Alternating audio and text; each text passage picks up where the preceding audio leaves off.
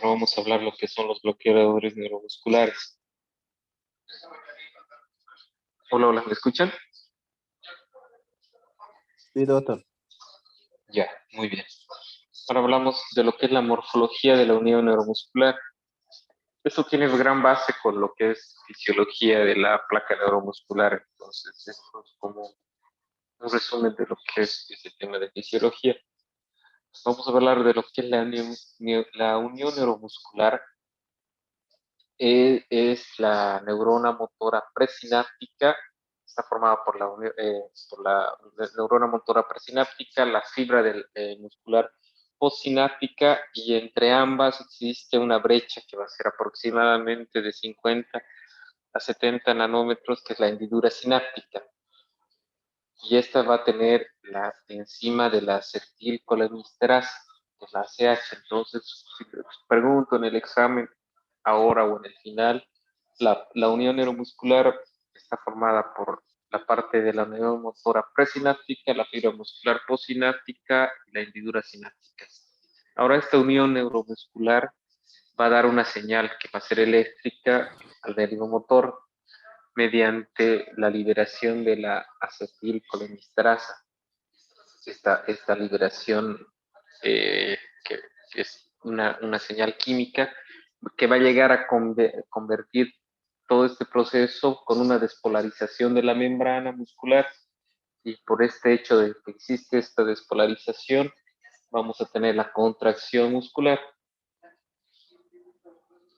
Ahora, la unión neuromuscular va a tener una parte motora que es la neurona motora, y la fibra muscular a la que va a llegar a ser inervada.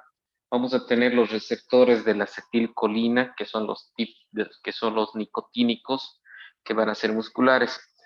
Esa es la abreviatura que está en la imagen, NACHR, que es el tipo muscular. Estas se van a plegar hacia el pliegue de la membrana muscular postsináptica. Ahora va a existir una estimulación nerviosa. La acetilcolina media se va a ver una transmisión hacia el impulso nervioso del músculo. Al haber esa transmisión va a haber una despolarización del nervio motor, por lo cual se van a abrir los canales de calcio y se van a liberar las vesículas que van a contener la acetilcolina. Estas van a llegar a antagonizar por una hipocalcemia o una hipermagnesemia. Los canales de potasio se van a limitar a la extensión por la entrada del calcio hacia la terminación, y cuando esto ocurre va a haber una liberación del transmisor, y va a iniciar la repolarización de la membrana nerviosa. Tengan en cuenta que estos intercambios tanto de los canales que se va a realizar en todas las fases de la despolarización de la membrana. En la siguiente diapositiva hay un gráfico. En ese gráfico van a poder observar como tal la transmisión neuromuscular. Es un gráfico simple donde pueden ver el intercambio que va a llegar a ocurrir de los canales, el ingreso del sodio y la salida del potasio. Lo mismo si ven el gráfico de la izquierda, donde se ve la acetilcolina, que va a ser el intercambio de la placa, y por el mismo hecho va a ingresar y va a llegar a despolarizar la, la, la, la placa neuromuscular. En esta se puede ver ya una estructura de la neuromuscular que se van a llegar a mostrar por 3 células que van a permitir la sinapsis. Aquí vamos a tener una motoneurona. Esta motoneurona es la que va a llegar a la terminación nerviosa como tal. Acá tenemos esa fibra muscular y tenemos las células de Schwann. Ahora, en el gráfico de la derecha, en la parte superior van a ver lo que es el nervio motor, donde se va a originar el asta anterior de la médula espinal, luego va a llegar al tronco del encéfalo. Entonces, una vez que llega al tronco del encéfalo, se van a aproximar a las fibras de las musculares, y antes de fijarse a la fibra muscular, el nervio se va a dividir en las ramas que van a llegar a inervar muchas fibras individuales.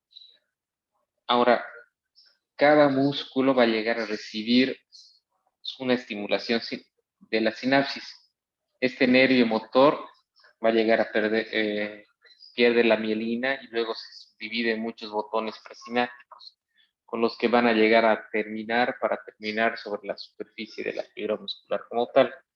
Esta terminación nerviosa va a llegar a cubrir las células de Schwann y estas al llegar a cubrir las células de Schwann llegan a tener unas vesículas. Estas vesículas se ponen alrededor de los engrosamientos de la membrana y estas van a llegar a pasar a las zonas activas, donde va a haber una sinapsis tanto de las mitocondrias y los microtúbulos, y estos van a pasar de un lado hacia el otro.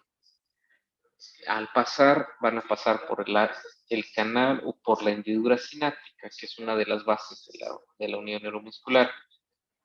Pasa esta hendidura sináptica y se van a formar por hendiduras primarias y secundarias que van a llegar a separar el nervio del músculo. Ahora esta superficie generalmente puede ser ondulada y con partes que van a ser un poco más densas, donde van a tener los pliegues. En estos pliegues va a estar la acetilcolina como tal. Y acá vamos a tener los canales de sodio que van a estar presentes en el fondo de las hendiduras a lo largo de toda la membrana muscular. Y es acá donde se llega a ver en estas hendiduras sinápticas acetilcolinesterasa, donde se van a transformar en protoglucanos y que van a llegar a estabilizar la unión neuromuscular.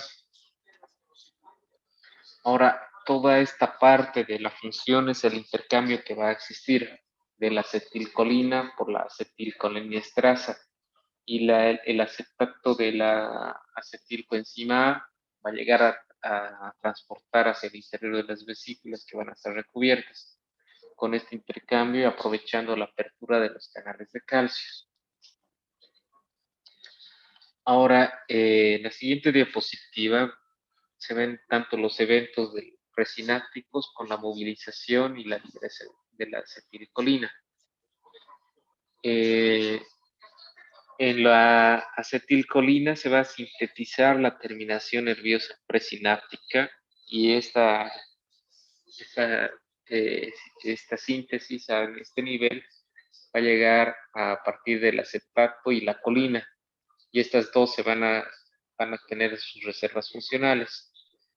En esta parte va a ocurrir una despolarización del nervio y va a llegar a aumentar la concentración intracelular del calcio, y esta va a llegar a dividir la acetilcolina y van a liberar hacia la hendidura sináptica. La acetilcolina liberada se puede unir a,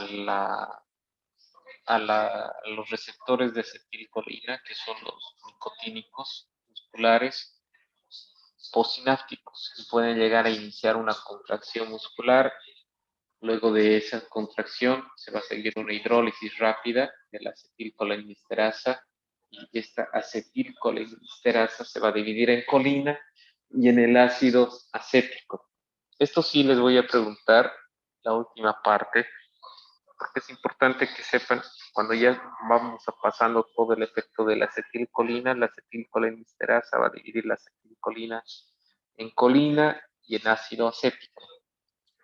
Ahora, en los eventos posinápticos, en la siguiente diapositiva, se va a despolarizar la membrana por la posunión que va a llegar a alcanzar un potencial de la placa terminal. Se va a llegar a activar la secuencia de excitación y contracción. La acetilcolina se va a llegar a unir a las subunidades alfa de la acetilcolinesterasa nicotínica y va a llegar a inducir el cambio de la conformación de los receptores. Ahora, al pasar esto, va a recibir un influjo de los iones de sodio y el eflujo de los iones de potasio, con lo que va a provocar una despolarización de la membrana como tal. Tengan en cuenta que la acetilcolina se va a liberar en forma espontánea hacia la hendidura, lo que va a llegar a provocar las despolarizaciones pequeñas, generalmente a un valor de 5 milivoltios, que van a llegar hacia la membrana muscular. Ahora, estas regulaciones van a ser ascendentes y descendentes en todos los receptores.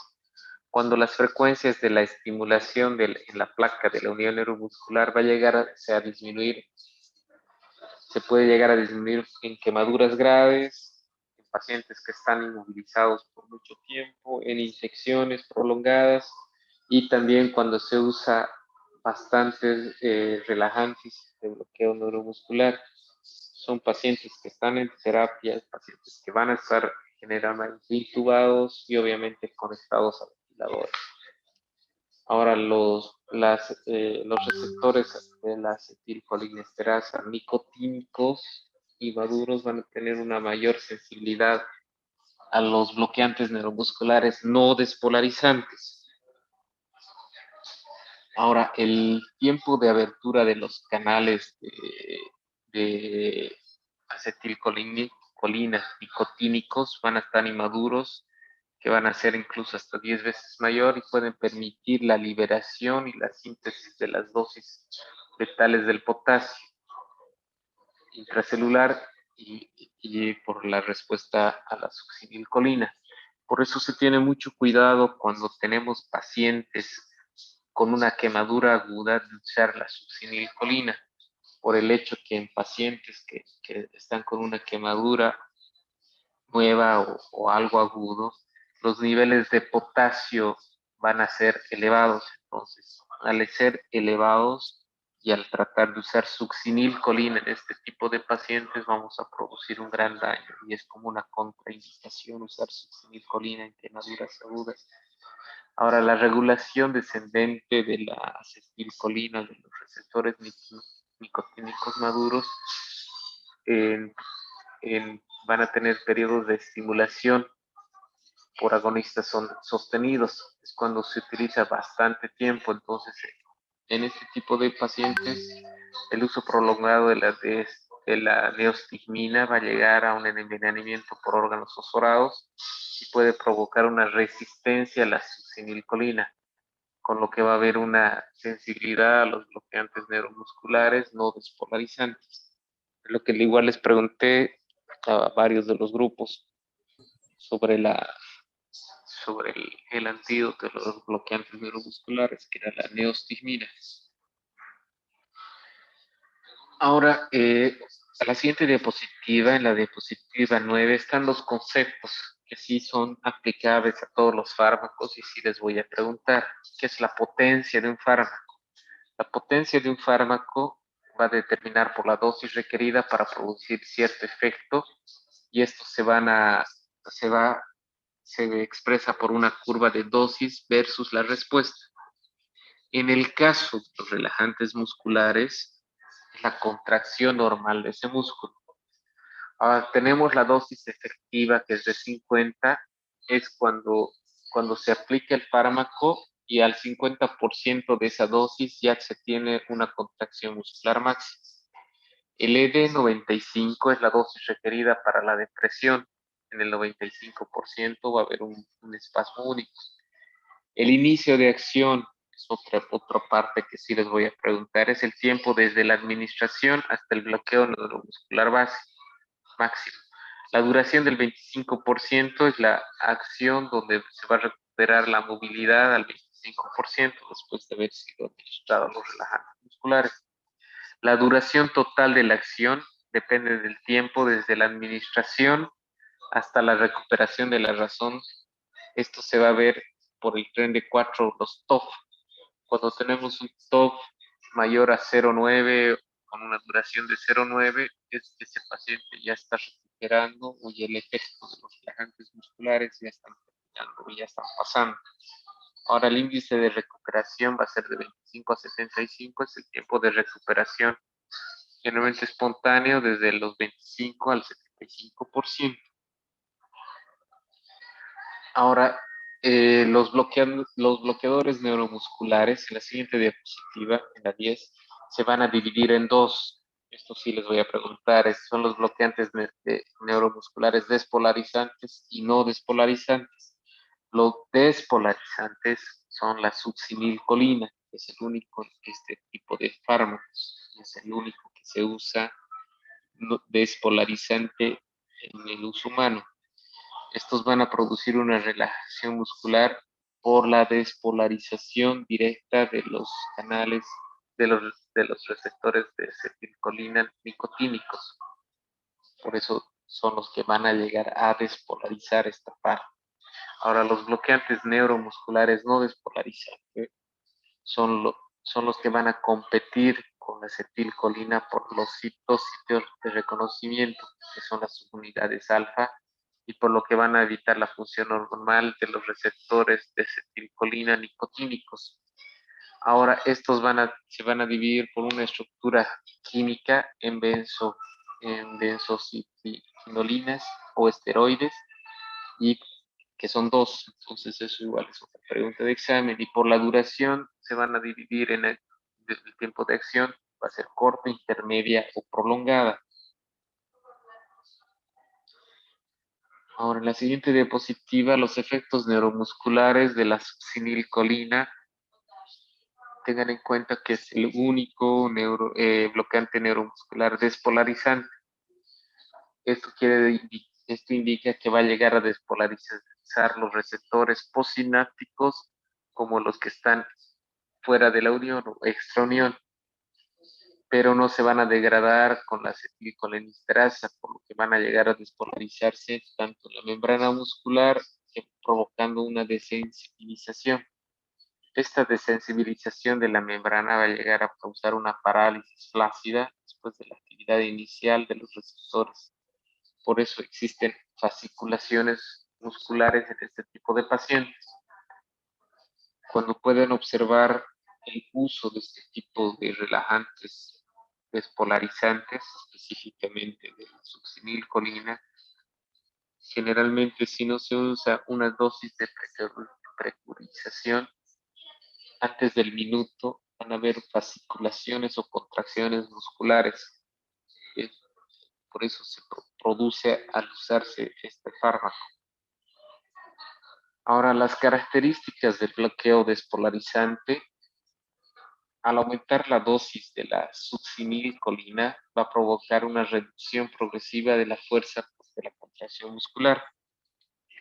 Las dosis elevadas o la expansión prolongada de la succinilcolina llega a presenciar la colinesterasa plasmática nóvalas, lo que puede llegar a provocar un bloqueo dual o de segunda fase. Esta parte del bloqueo dual, segunda fase, quiere decir que es un poco complejo, pero si ustedes usan la succinilcolina para intubar a un paciente y luego usan un relajante no despolarizante, un ejemplo, lo que vieron los que les mostré, o sea, atracurio. Entonces, el atracurio se puede repetir las dosis si son necesarias.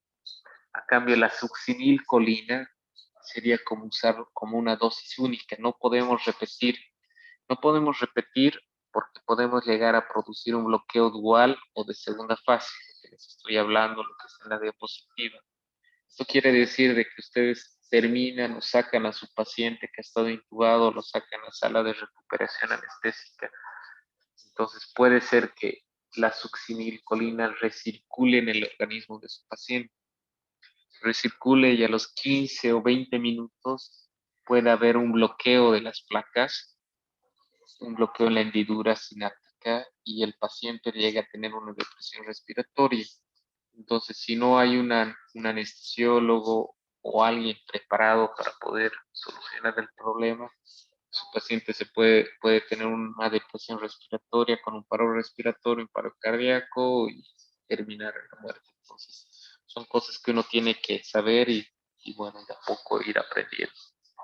Ahora, el 90% de las dosis endovenosas de la succinilcolina se van a hidrolizar en el plasma. Por eso no llegan a alcanzar esta placa de unión mioneural.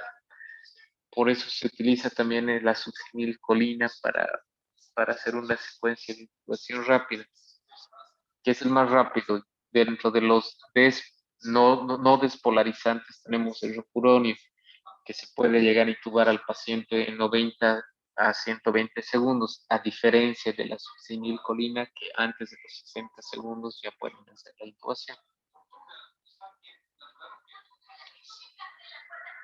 Ahora, continuamos en la siguiente diapositiva, continuamos con lo que es la farmacología de la succinilcolina.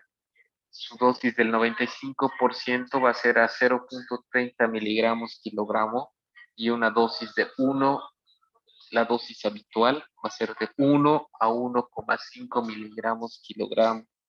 Esa es la dosis de succinilcolina. Su duración al 25% generalmente es de 10 a 12 minutos. Incluso puede llegar a los 15 minutos, pero de eso no, generalmente no pasa, no es el máximo tiempo que va a tener este relajante. Y ahora se va a hidrolizar,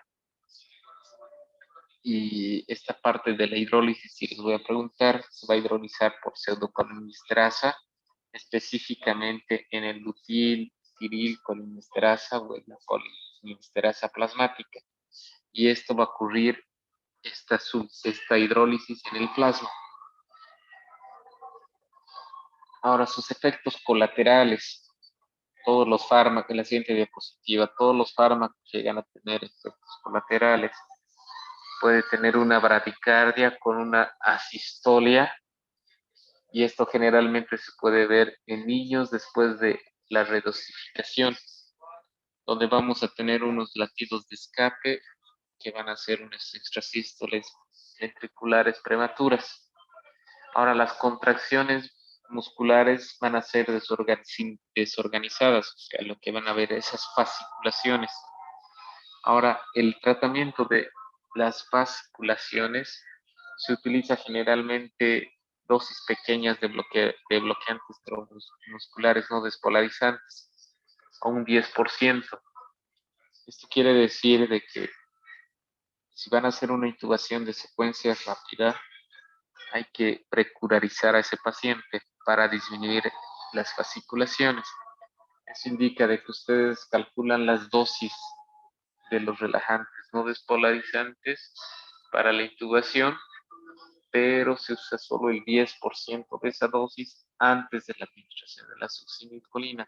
Con eso ya se llega a disminuir las fasciculaciones en su paciente. Va a tener mialgias, es uno de los efectos colaterales, es un efecto posible. Llega a incrementar la presión intragástrica con el gradiente de la presión intragástrica esofágica. Pero algo bueno es que no va a llegar a aumentar el riesgo de la aspiración.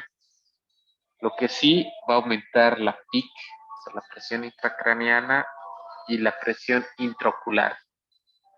Luego va a llegar a induce un aumento del 0,5 miliequivalentes por litro de la concentración plasmática del potasio, donde puede haber una hipercalemia fetal y una rhabdomiólisis.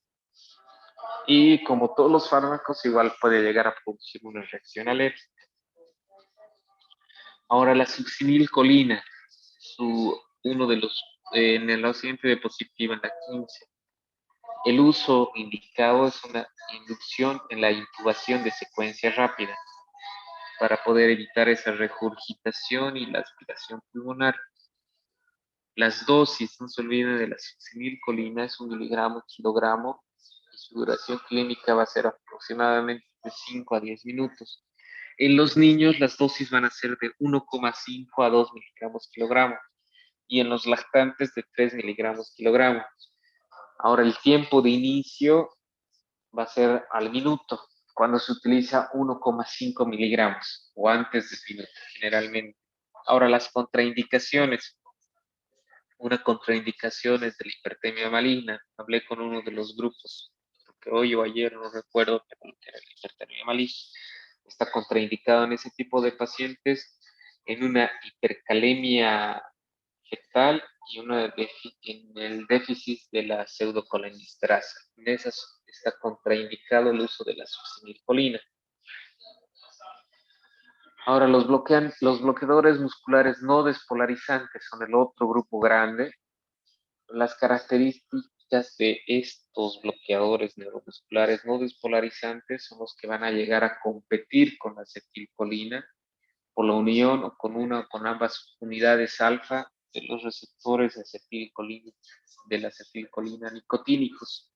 Por esto van a llegar a tener una estimulación repetitiva con una frecuencia de 0.1 a 2 Hz durante el bloqueo parcial. Ahora, la farmacología de los bloqueantes neuromusculares no despolarizantes van a llegar a competir con la acetilcolina, es algo importante, no se olviden. Y lo mismo, ¿no? Se van a, se van a, se van a presentar en los dos sitios de reconocimiento de las unidades alfa, por lo que se van a llegar a evitar la función normal de los receptores de acetilcolina nicotínicos.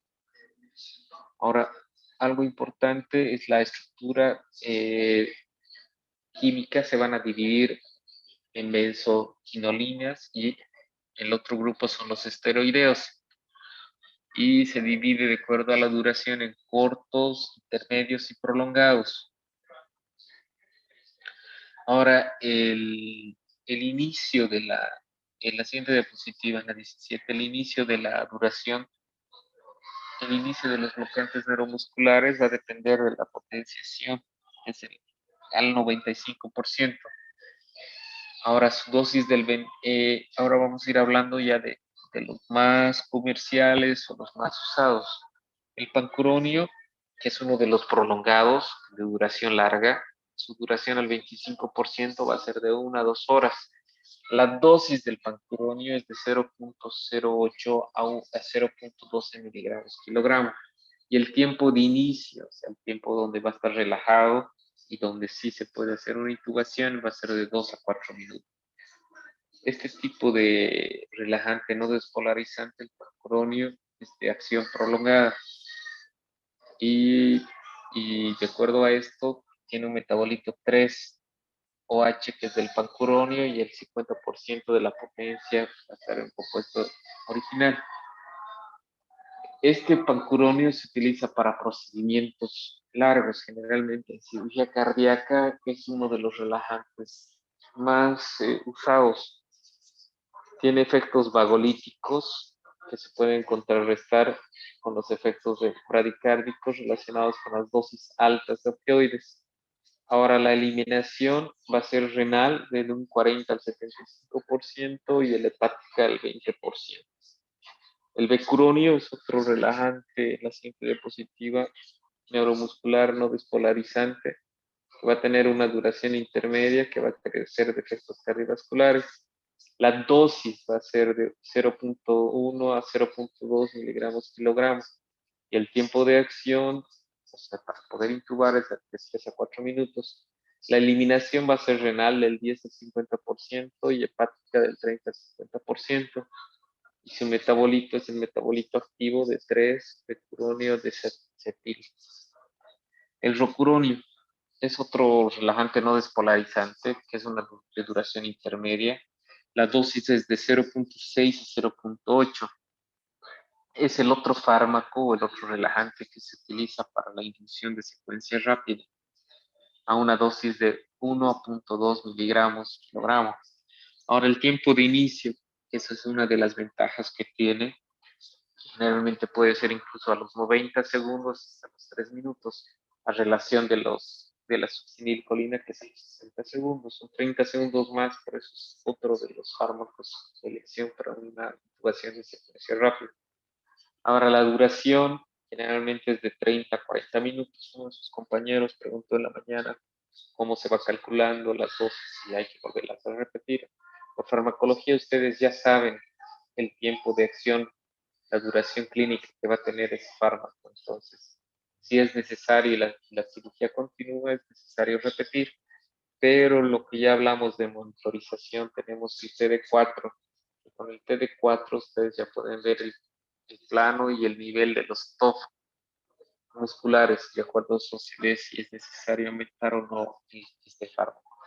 Y la eliminación del rocuronio va a ser renal en un 30% y en el 70%. Ahora, el atracurio, la otra diapositiva. El atracurio es el relajante muscular, es el que usé hoy o ayer, bueno, en los pacientes que han estado intubados, he usado este relajante. Es un compuesto de la bisbenzilquinolona, que es de la familia de los curare. Es un compuesto de una mezcla de 10 isómeros ópticos. Es de una duración intermedia. Las dosis son de 0,5 miligramos kilogramo. El tiempo de inicio es a los 3 a 4 minutos y una duración de 30 a 45 minutos. La eliminación, una de las ventajas que tiene, que es renal, solo al 10%, por una eliminación de Hoffman, un 30%, y tiene una hidrólisis de esterasa al 60%. Esta es una de las ventajas que tiene el atracurio. Este metabolismo se lleva a cabo por las mismas enzimas que van a degradarlo, el que degrada el esmolol y el remifentanil. Sus efectos colaterales, eso sí, tiene una liberación de la histamina con una producción de laudolosina y acrilatos. Ahora, el cisatracurio es otro de los relajantes que igual se usa bastante, se está llegando a usar en la siguiente diapositiva, en la 21. Va a ser un isómero cis que es más potente que el atracurio. También tiene una duración intermedia, las dosis van a ser de 0,5 miligramos kilogramo. El tiempo de inicio es parecido al atracurio, de 3 a 5 minutos. La duración igual es 30 a 50 minutos. La ruta de eliminación es la de Hoffman en un 30% y la hidrólisis de Esteres en el 60%. Ahora, una de las ventajas que tiene el cisatracurio, que esa liberación de histamina que produce el atracurio no lo realiza el cisatracurio. Pacientes que tienen bastante alergia o que tienen una reacción al atracurio, sí se puede usar este otro fármaco. Ahora vamos a hablar de lo que son las interacciones farmacológicas. Vamos a tener los efectos aditivos y sinérgicos. Al combinar el cisatracurio con el atracurio puede llegar a provocar una interacción aditiva, por lo que puede llegar a potenciar todos estos efectos con una duración total. Ahora, al combinar el cisatracurio con el rocuronio, aumenta la sinergia en un 25% del rocuronio y un 25% del cisatracurio, por lo que va a prolongar el tiempo de acción. Ahora, los antagonistas. Las dosis de fasciculación de los bloqueantes no despolarizantes antes de usar la succinilcolina. Es por eso que si se usa esto, se va a llegar a aumentar un poco la dosis de la succinilcolina. Y por, por este hecho también la duración del efecto del bloqueo que va a tener la succinilcolina va a estar disminuido. Ahora, las interacciones farmacológicas en las potenciaciones, está bien, en esa diapositiva van a tener anestésicos inhalados.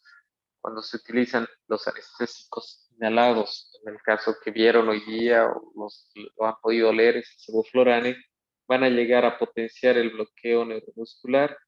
Va a haber una mayor concentración de la CAM, que sí les voy a preguntar en el examen qué es la CAM, y la exposición va a llegar a ser más prolongada y puede llegar a potenciar. Ahora, los anestésicos locales van a potenciar los efectos de los bloqueantes neuromusculares despolarizantes y no despolarizantes. Los antibióticos, específicamente la neomicina y la streptomicina, van a llegar a deprimir la función neuromuscular. Los anticonvulsivantes, como la fenitoína y la carbamazepina, van a potenciar la administración crónica. Luego se va a disminuir. Los antagonistas de los receptores beta y de los canales de calcio van a producir efectos no muy significativos. Luego la efedrina va a apresurar el inicio del rocuronio y los corticosteroides van a llegar a aumentar el riesgo de la miopatía. Ahora, las respuestas que van a llegar a alterar los bloqueos neuromusculares, en la diapositiva 24, va a haber en la hipotermia. Cuando existe una hipotermia, se va a prolongar la duración de los bloqueos neuromusculares y se puede llegar a disminuir la sensibilidad de los receptores y la movilización de la acetilcolina. En el envejecimiento va a llegar un decremento del agua corporal. Por este hecho de que el agua corporal está disminuida, la albúmina también va a estar disminuida y el volumen de la distribución de los bloqueantes neuromusculares también va a estar afectada. En el desequilibrio ácido-base y eléctrico se va a llegar a afectar la duración de la acción de los de los bloqueantes neuromusculares en su metabolismo y en su eliminación. En la disfunción orgánica llegan a tener una duración que va a llegar a ser prolongada, una disfunción hepática y una